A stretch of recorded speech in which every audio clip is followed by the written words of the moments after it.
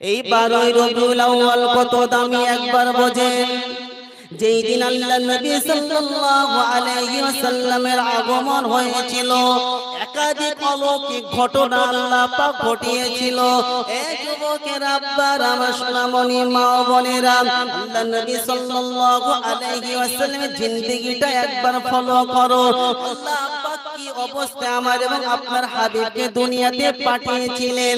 আল্লাহর নবীর দাদা আব্দুল মুত্তালিব যখন আল্লাহর নবী সাল্লাল্লাহু আলাইহি ওয়াসাল্লাম আব্বাকে মদিনায় ব্যবসার জন্য পাঠালেন।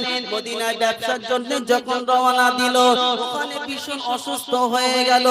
প্রতিমধ্যেখানে আল্লাহর নবী সাল্লাল্লাহু আলাইহি ওয়াসাল্লামের আব্বা ইন্তেকাল হয়ে গেল। আল্লাহর নবীর আব্বার নাম ছিল আব্দুল্লাহ। কি নাম বলেন? আমরা সকলেই জানি আব্বা ইন্তেকাল হয়েছিল। আল্লাহর নবীর আব্বার যখন ইন্তেকাল হলো, তখন আল্লাহর নবী সাল্লাল্লাহু আলাইহি ওয়াসাল্লামের আব্বা জানের বয়স ছিল 25 কত বলেন? 25 বছর বয়স। আল্লাহর নবী সাল্লাল্লাহু আলাইহি ওয়াসাল্লাম মায়ের গর্ভে সেই সময় 2 মাস, 2 মাস এমত অবস্থায় আব্বা মারা যায়, আব্বা ইন্তেকাল করে। ইন্না লিল্লাহি ওয়া ইন্না ইলাইহি রাজিউন। আল্লাহওয়ালা বন্ধু ভালো করে খেয়াল করেন, এমত অবস্থায় মধ্যে আরবে একটা প্রথা ছিল যে স্বামী মারা গেলে খুশবু ব্যবহার করা যাবে না। আল্লাহর নবী সাল্লাল্লাহু আলাইহি ওয়াসাল্লাম যখন নিজের মায়ের গর্ভে আসলেন, মা আমিনার শরীর দিয়ে মিশকে আম্বারের মতন খুশবু বার হতে লাগলো। মক্কার যত নারী ছিল সকলেই কানাঘুষা করতে লাগলো।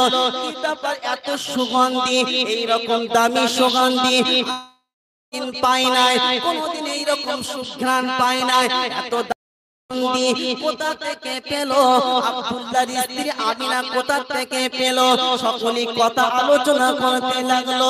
এক কথা, 2 কথা হতে হতে এই কথাটা আল্লাহর নবী সাল্লাল্লাহু আলাইহি ওয়াসাল্লামের দাদির কানে পৌঁছালো। এমত অবস্থায় আল্লাহর নবী সাল্লাল্লাহু আলাইহি ওয়াসাল্লামের দাদা আব্দুল মুত্তালিবের কানে পৌঁছে গেল।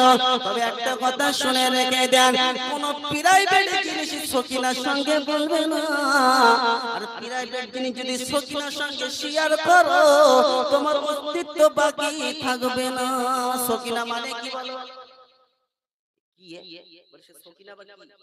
সকিনা মানে হচ্ছে বাড়ির মুখ্যমন্ত্রী, বুঝেন তো? আজি প্রাইভেট কথা কিছু এদের সাথে বলবেন না, খুব খতরনাক জিনিস। যদি একবার বাস্ট হয়ে যায় যে খবরদার তুই যেন এই কথাটা কারোর সাথে বলিস না, তো ও সকালবেলা কি বলেন, জি আপনি ঘুমিয়ে থাকবেন বিছানায় আর কলে পানি আনতে যাবে, বলবে বু জানিস কাল রাত্রিবেলা কি হয়েছে, আমি তোর সাথে বলছি তুই যেন খবরদার কারোর সাথে বলিস না। এবার ও আবার বাড়ি যাবে, বাড়ি যাওয়ার পরে কি বলেন, জোর বোর কাছে ফোন করে, জানিস আমাদের এই গ্রামে কি হয়েছে, খবরদার তুই যেন কারোর সাথে বলিস না। কথা কিন্তু কি বলেন যে কারোর সাথে বলিস না। পুরো গ্রাম হয়ে গেছে, সব কানে পৌঁছে গেছে, কিন্তু কথা ঠিক রেখে কারোর সাথে কি বলেন যে খুব কথা হইছে না, নিষেধ আছে, হাদিসে আল্লাহ নবী বলেছেন, আল্লাহ পাক নিষেধ করেছেন। প্রাইভেট কিছু সিক্রেট জিনিস থাকে, সিক্রেট পান করো, সিক্রেট মনে করে না, এগুলো কি বলেন যে কিছু প্রাইভেট জিনিস বলতে না। আপনার ইনকাম যদি কি বলেন যে 7000 টাকায় হয়, আপনি যদি 7000 টাকা যদি সকিনাকে বলেন যে আমার ইনকাম 7000 টাকায়, তাহলে কি বলেন যে ওর ডিমান্ড বেড়ে যাবে। সব সময় কি বলেন যে কমিয়ে রেখে দেবেন, কখনোই বলতে না। আপনার না বলে গুনাহ না। কথা বুঝতে পারছেন? যে কথা শোনাচ্ছিলাম দাদি শোনাল্লালেরা, যুবক ভাইয়েরা, আব্দুল মুত্তালিব আল্লাহর নবী সাল্লাল্লাহু আলাইহি ওয়াসাল্লাম দাদার কাছে যখন এই খবরটা পৌঁছে গেল, আল্লাহর নবী দাদা পুত্র বধূকে ডাকলেন, নিজের বৌমাকে ডাকলেন। আল্লাহর নবীর মা আমিনাকে ডেকে বললেন, ও আমিনা, কি ব্যাপার, আমি শুনেছি তুমি নাকি দামি সুগন্ধি ব্যবহার করো। এমন সুগন্ধি তুমি ব্যবহার করো যেটা কোথাও পাওয়া যায় না, এইরকম ঘিরান কেউ কোনোদিন পাই নাই, তুমি কোথায় পেয়েছো আমাকে বলো। সঙ্গে সঙ্গে আমিনা নকল করছে, তারিখের কিতাবে এসেছে নকল করছে, বলছে আমাকে ভুল বুঝবেন না, আমাকে ভুল বুঝবেন না, এটা হলো আমার গর্বের যেদিন থেকে যে সন্তান এসেছে আল্লাহ পাক আমার পুরো শরীরটা মিষ্টি আম্বার বানিয়ে দিয়েছে। আরো জোরে বলেন সুবহানাল্লাহ। আল্লাহর নবী দাদাকে এক একটা করে আমিনা বলতে লাগলেন, শুধু আমার সন্তান এসেছে আল্লাহ পাক মিষ্টি আম্বার বানিয়ে দিয়েছেন। আমি যে গলি দিয়ে যাই সেই রাস্তা সেই গলিটা মিষ্টি আম্বার হয়ে যায়, সুগন্ধিময় হয়ে যায়। আমি যে জিনিসে টাচ করি সেটা সুগন্ধিময় হয়ে যায়। আমি আরো কিছু জিনিস আপনাকে শোনাচ্ছি। বলতে লাগলেন শোনেন, আমি যখন কুয়ার ধারে যাই কুয়ার পানি নিচেই থাকেন, কিন্তু কুয়ার ধারে যাওয়ার সাথে সাথে নিচু কুয়ার পানি উপরে চলে আসে। কার বরকত, কার বরকত? আল্লাহু আকবার। নবী মুহাম্মদ সাল্লাল্লাহু আলাইহি ওয়াসাল্লাম কি মাকাম। ওইদিন গজল আপনাদের প্রথম শুনিয়েছি, গজল আপনাদের প্রথম শুনিয়েছি। সেই নবীর কথা আলোচনার প্রয়োজন আছে না? না, আল্লাহু আকবার। এখনো দুনিয়াতে আগমন হয়নি, পেটে মায়ের গর্ভে আছে, 2 মাস অবস্থায় আব্বা ইন্তেকাল করেছে, মনে রাখবেন। তেমত অবস্থায় মক্কার নারীরা বলতে লাগলো আমিনা, জোড়হাত করে বলছে, পাই ধরে বলছে, খবরদার তুমি কোথাও যেও না, তুমি এখানে চুপচাপ দাঁড়িয়ে থাকো, তোমার কিচ্ছু করতে হবে না। তোমার যত পানির প্রয়োজন, তোমার যত বর্তন সব আমরা ভরে দেব এবং আমরা নিজে বহন করে বাড়িতে পৌঁছে দিয়ে আসবো। খবরদার আপনি এখান থেকে যাবেন না, কেন আপনি চলে গেলে আবার সেই আমাদের রশি নিয়ে ডোল নিয়ে ফের আবার কুয়া থেকে পানি তুলতে কষ্ট হবে। মেহেরবানি করে আপনি যাবেন না। চিল্লে বলতে পারলেন না? ওফ, আল্লাহু আকবার। কি নবী, কি মাকাম আল্লাহ পাক দিয়েছে। এই নবীর জিন্দেগি একবার শুনেন। আল্লাহ কি নবী আমাকে আপনাকে দান করেছেন, রহমতের নবী। আল্লাহর নবী সাল্লাল্লাহু আলাইহি ওয়াসাল্লামের মা, আল্লাহ ওয়ালা বন্ধু ভালো করে শুনে রেখে দেন।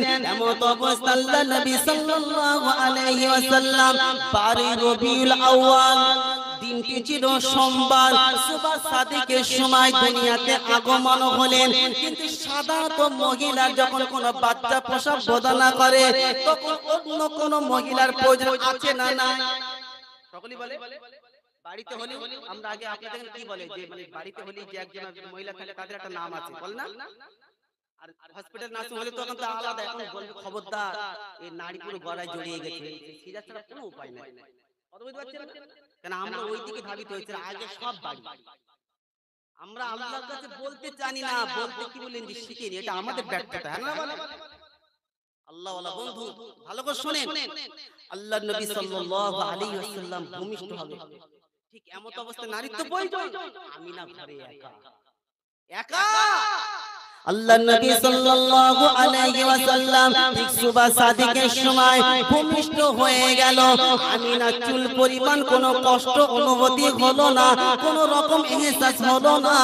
আল্লাহ পাক কেমন অলৌকিক ঘটনা ঘটাচ্ছে দেখেন। প্রথম নম্বর অলৌকিক ঘটনা হলো আমার নবী যখন মায়ের পেট থেকে দুনিয়াতে আসলেন, আমার নবীর শরীরে চুল পরিমাণ কোনো কিছু লেগেছিল না, কোনো রকম নোংরা আবর্জনা লেগেছিল না। বাচ্চা যখন ভূমিষ্ঠ হয় গায়ে কি বলেন যে রক্ত ইত্যাদি লেগে থাকে, হ্যাঁ না? আমার নবী যেন এমন ভাবে দুনিয়াতে আসলেন যেন মনে হচ্ছে পূর্ণিমার চাঁদ ধরা দিয়েছে। আরো জোরে বলেন, পুরো ঘর একদম আলোকিত হয়ে গেছে। আমি না অবাক, কোনো কষ্ট নাই, কোনো রকম কোনো কষ্ট নাই, ইহসাস নেই, অনুভূতি নাই। বাচ্চা যখন ভূমিষ্ঠ হয় মা জানে কত কষ্ট, অনেক মা বেহুশ হয়ে যায়, অনেক মা মারাও যায়। ঘটেছে কি ঘটে? আল্লাহু আকবার। ওই জন্য মহিলাদের তিনটে কষ্ট সময় আছে। প্রথম হলো বাচ্চা যখন গর্ভে থাকে একটা কষ্ট, দ্বিতীয় হলো বাচ্চা যখন ভূমিষ্ঠ হয়, কষ্ট কি কষ্ট না? তৃতীয় নম্বর হলো বাচ্চাকে দুধ পান করানো। রাত 1:30-2:30টার সময় বাপ তো নাক ডেকে ঘুমায়, ও কোনো ছাড়াই থাকে না, কিন্তু 1:30টার সময় বাচ্চা যখন পিশাব করে দেয় মা সুন্দরভাবে পরিষ্কার কাপড় একটা দেয়, শুকনো কাপড় দেয়, ভিজে জায়গায় নিজে শোয় আর বাচ্চাকে বুকে জড়িয়ে আঁকড়ে ধরে বাচ্চাকে দুধ পান করায়, হ্যাঁ না? ওই জন্য আল্লাহর নবী সাল্লাল্লাহু আলাইহি সাল্লাম বলেছেন সর্বপ্রথম মাকে বলেছেন ভালো জিনিস, সর্বপ্রথম তোমার মা। বলি না স্যার? তারপরে বললেন তোমার মা, তারপরে তোমার মা। মার কথা কবার বললেন? 3 বার। তারপরে তোমার পিতা। বলেন সুবহানাল্লাহ। আল্লাহ নবী সাল্লাল্লাহু আলাইহি ওয়াসাল্লাম যখন ভূমিষ্ঠ হলো, প্রথম নম্বর অলৌকিক ঘটনা, কোন রকম নোংরা শরীরে লেগেছিল না, একদম নিট অ্যান্ড ক্লিন, পুরো ঘরটা পূর্ণিমার চাঁদের মতন আলোকিত হয়ে গেছে। দ্বিতীয় নম্বর আপনারা খেয়াল করে দেখবেন অলৌকিক ঘটনা, বাচ্চা যখন ভূমিষ্ঠ হয় মায়ের নাড়ির সঙ্গে বাচ্চার নাড়ি অ্যাডজাস্ট থাকে, হ্যাঁ না? কিন্তু আমার নবী সাল্লাল্লাহু আলাইহি ওয়াসাল্লাম যখন ভূমিষ্ঠ হলেন, দুনিয়াতে আসলেন, মায়ের নাড়ির সঙ্গে কখন তার নাড়ির টাচ ছিল না, একদম ফ্রেশ। কি বলেন কি বাচ্চা ভূমিষ্ঠ নাড়ি থাকে না বলে? আল্লাহ, কি অলৌকিক ঘটনা! তারপরে শোনেন কত রকম অলৌকিক ঘটনা ঘটেছে। তারপর আল্লাহর নবী সাল্লাল্লাহু আলাইহি ওয়াসাল্লাম যখন আগমন হলেন, আল্লাহ ওয়ালা বন্ধু, আল্লাহর নবী সাল্লাল্লাহু আলাইহি ওয়াসাল্লাম সিজদায় রত তাশাহুদ অবস্থায় আল্লাহর নবী সাল্লাল্লাহু আলাইহি ওয়াসাল্লাম সিজদা করলেন, সর্বপ্রথম আল্লাহর প্রশংসা করলেন। জোরে বলেন, জোরে বলতে পারলেন না? আজকে আমরা কি হই, নিয়ামত পাওয়ার পরে, ছেলে পাওয়ার পরে কি বলেন জি, মিষ্টি দেখি কে জান্নাতে যেতে চায় না, যারা যেতে চান হাত তুলবেন। সকল যেতে চায় হাত নামান। তাহলে জান্নাতি বলে কি বলি কি? এটা তো আমি আপনাকে বললাম, মুখে বললাম, আমাকে তো দেখাতে হবে যে ওই যে জান্নাতীদের বললেন যে আলহামদুলিল্লাহ ভাষা বলেন কোথায় আছে। তা আপনাদের কি বলেন যে এখানে কোন আলেম যদি হাফেজ বসে থাকে স্টেজে চলে আসে, কি বলেন হাফেজ আলেমদের জায়গা কি বলেন সব সময় উপরে, ভালো না বলে? কেন এদের সম্মান দিতে কে বলেছেন? আল্লাহ নবী সাল্লাল্লাহু আলাইহি ওয়াসাল্লাম বলেছেন। আল্লাহ নবী সাল্লাল্লাহু আলাইহি ওয়াসাল্লাম বললেন আল উলামা ওয়ারাসাতুল আমবিয়া। জোরে বলবেন না সুবহানাল্লাহ? সকলে মিলে বলতে পারলেন না সুবহানাল্লাহ? বলেন হুজুর আলহামদুলিল্লাহ জান্নাতীদের ভাষা কোথায় আছে বলেন? আমি কিন্তু ইউটিউব থেকে বলছি না, কিছু থেকে বলছি না, দেখেন আমি একটা গজলে করছি, এটা পরে বলে কোরআনে আয়াত শুনেন, আমি কিন্তু হাফেজ না, ওইজন্য হাফেজ মাওলানা এই জিনিস দেখে নিতে বলছি, ভুল বলি যেন গাপকে ভাবে। কত বুঝতে পারছেন? বুঝতে পেরেছেন? আল্লাহ পাক শুনিয়েছেন, কি শুনিয়েছেন? ওয়াসিকাল্লাযীনা তাকাউ রাব্বাহুম ইলাল জান্নাতি যুমারা হাত্তা ইযা জাউহা ওয়া ফুতিহাত আবওয়াবুহা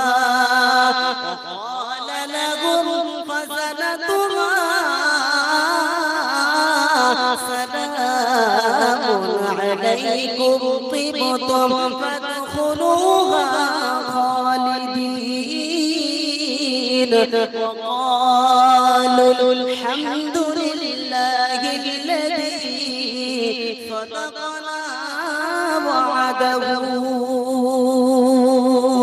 কুরআন শরীফের পারা নম্বর 24 সূরা নাম সূরা জুমার আয়াত নম্বর 72। সন্দেহ হলে নাম্বারটা মনে রেখে দেন। আল্লাহ ওয়ালা বান্দা আল্লাহ পাক সুন্দর করে শুনিয়েছেন ওয়াসিকাল্লাযীনা তাকাউ রাব্বাহুম ইলাল জান্নাতি যুমারা। দিন আমি আল্লাহ পাক ঈমানওয়ালা মুত্তাকির জন্য জান্নাতের দরজা খুলে রেখে দেব। যারা ঈমানওয়ালা হবে আল্লাহকে যারা ভয় করবে, যারা মুত্তাকিওয়ালা হবে এরা আল্লাহ পাকের দয়ার জান্নাতে চলে যাবে। দিন মুত্তাকি ঈমানওয়ালা বান্দা জান্নাতে প্রবেশ করে জান্নাতের প্রথম সিঁড়িতে পা রেখে পারি বলবে আলহামদুলিল্লাহ الذي صدقنا وعده। সমস্ত প্রশংসা অন্য কারণ না, যা কিছু ওয়াদা করেছে সব বাস্তবায়ন হয়েছে, আমাদের অসুবিধা না। জান্নাতীরা জান্নাতে ঢুকে সর্বপ্রথম কি সকলেই তাহলে ছেলে হয়েছে আগে কি হবে না, আগে তালি হবে? কি বললেন জি?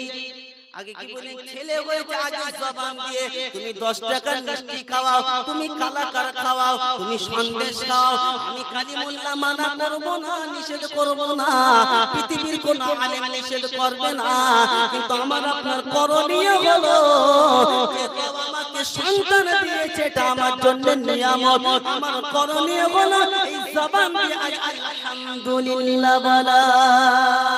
যখন আপনি আলহামদুলিল্লাহ জবান দিয়ে বলবেন, আল্লাহর কসম করে বলতে পারি আপনার ওই সন্তানের বিপদ আপদ থেকে আল্লাহ পাক বাঁচিয়ে নেবেন।